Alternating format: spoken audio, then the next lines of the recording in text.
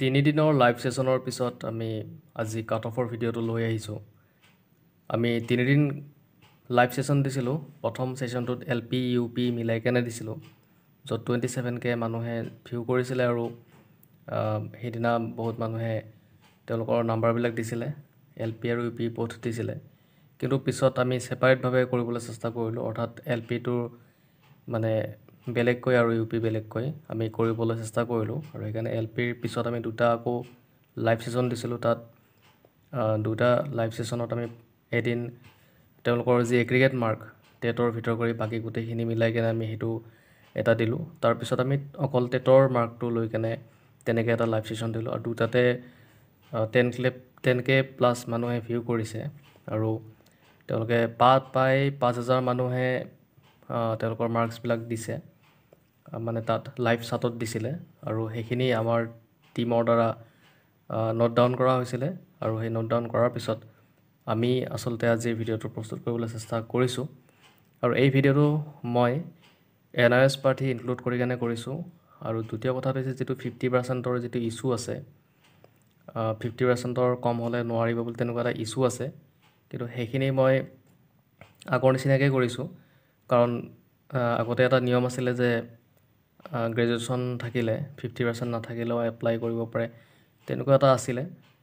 তো সেনেকেই আজি কাট অফৰ ভিডিঅ'টো বনাইছোঁ। পৰৱৰ্তী সময়ত যদি ইয়াতে কিবা মানে 50% মেণ্ডেটৰীটো এতিয়া লিখিছে, কিন্তু ক'ত কেতিয়া কি হয় সেইটো গম পোৱা নাযায়। কিন্তু মই ইয়াতে NIS ভিতৰ কৰি কেনে আৰু 50% আৰু গ্ৰেজুৱেশ্যন থাকিলে 50% নাথাকিলেও আগতে যিটো ইনক্লুড হৈছিলে তেনেকৈ মই কাট অফটো বনাইছোঁ আজি।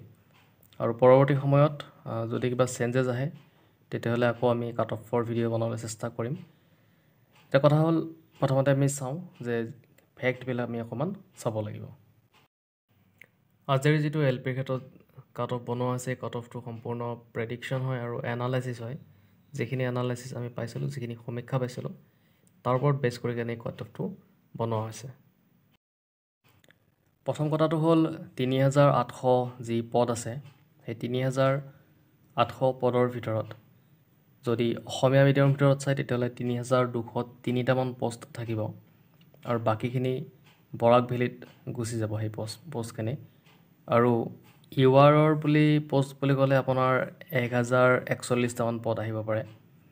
আৰু ঠিক তেনেকৈ OBCৰ ক্ষেত্ৰত 538, ST Hৰ ক্ষেত্ৰত 538, তাৰপিছত STP 438, SCৰ ক্ষেত্ৰত 313, PWD 320টা এপ্ৰক্সিমেট ধৰি লোৱা হৈছে, প্ৰেডিক্ট কৰা হৈছে।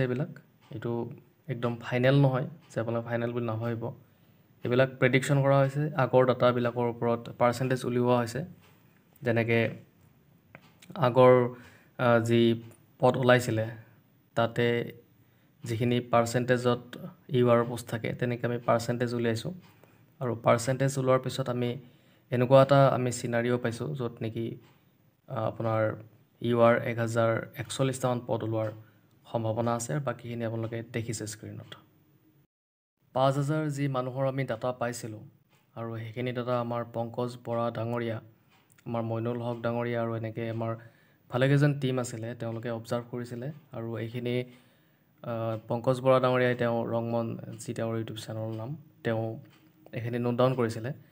আৰু ইয়াতে 5,000 মানুহৰ কৰিছে যদিও ইয়াতে ধৰক একে নম্বৰ থকাবিলাক এটাতে ধৰিছে, বহুত মানুহে 60 পাইছে বা 60.1 বা 60 ঘৰত যিখিনি আছে 60য়ে এটা ধৰি দিছে মানে। আৰু কাৰোবাৰ যদি 59 তেনেকুৱা যদি 5টাও আছে, 59.1, 59.2, তেতিয়াহ'লে তেনেকৈ 59টো ধৰি দিছে। তেনেকৈ তেওঁ UR কেটেগৰীৰ ক্ষেত্ৰত আপোনালোকে চাওক, মাৰ্কখিনি অকণমান চাওক। এইখিনি 5,000 মানুহৰ ডাটা, য'ত আপোনালোকে দেখা পাইছে যে মানে মেক্সিমামৰে মাৰ্কছটো UR ক্ষেত্ৰত বেছি, আৰু একদম টপ মাৰ্ক হৈছে 71। দেখিছে আপোনালোকে 71লৈকে টপ মাৰ্ক আহিছে। আৰু একদম যদি কম চাই তেতিয়াহ'লে ইয়াতে 58 দেখিছে, আৰু কিছুমান বৰাক ভেলীৰ আছে ইয়াতে, আৰু 58, 59 তেনেকুৱা মানে URৰ ক্ষেত্ৰত দেখা পোৱা গৈছে। আৰু যদি আপোনালোকে OBCৰ ফালে চায় তেতিয়াহ'লে OBCত আপোনালোকে দেখিব লৱেষ্ট মাৰ্কটো আপোনাৰ 54 দেখুৱাইছে ইয়াতে আৰু হায়েষ্ট ইয়াতেও আছে আপোনাৰ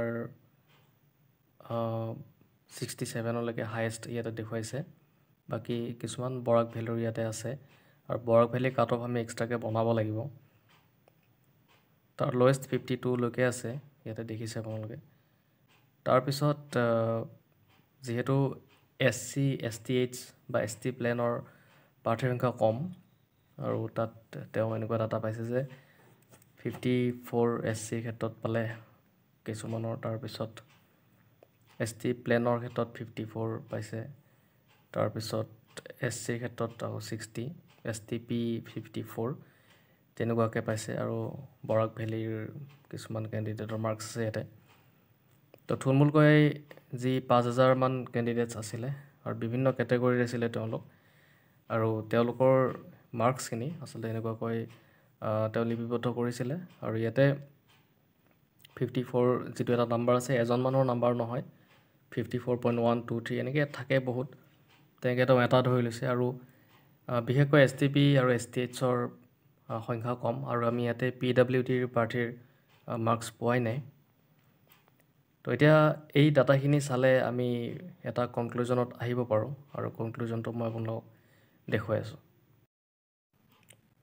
এতিয়া আমি ফাইনেল কনক্লুজনত আহিলোঁ যিখিনি আমি এনালাইচিছ কৰিলোঁ যিখিনি আমি ডাটা পালোঁ সেই ডাটাসমূহৰ ওপৰত ভিত্তি কৰি আমি এটা প্ৰেডিকশ্যন কৰিছোঁ যে ইউআৰৰ ক্ষেত্ৰত 61টো বৰ্ডাৰ লাইন হ'ব OBCৰ ক্ষেত্ৰত ঠিক তেনেকৈ 58 যাৰ আছে তেওঁ বৰ্ডাৰ লাইনত থাকিব SCৰ ক্ষেত্ৰত 55 এটা বৰ্ডাৰ লাইন হ'ব STP আৰু STHৰ ক্ষেত্ৰত 55 এটা বৰ্ডাৰ লাইন হ'ব এতিয়া কথাটো হ'ল মই আগতে কৈছোঁ যে এই যিখিনি কাট অফ বনোৱা আছে সেইখিনি NIOS ইনক্লুড আৰু যি 50%ৰ যিটো ইছ্যু আছে সেইখিনি ইনক্লুড কৰি কেনে কৰা হৈছে অৰ্থাৎ কাৰোবাৰ যদি জেনেৰেলত 49%টো আছে তেওঁৰ যদি ডিগ্ৰী আছে তেওঁকো ইয়াত ইনক্লুড কৰি কেনে ধৰি কেনে কৰা হৈছে আৰু যদি কিবা বেলেগ মানে চিনাৰিঅ' এটা আহে তেতিয়াহ'লে আমি কাট অফ আকৌ পিছত ভালদৰে বনাম এতিয়া আমি এনেকৈ বনাইছোঁ আৰু কথাটো হ'ল এইখিনি আমি যি 5000 মানুহৰ ডাটা পাইছিলোঁ সেই 5000 মানুহৰ ডাটাৰ ওপৰত ভিত্তি কৰি কৰোৱা হৈছে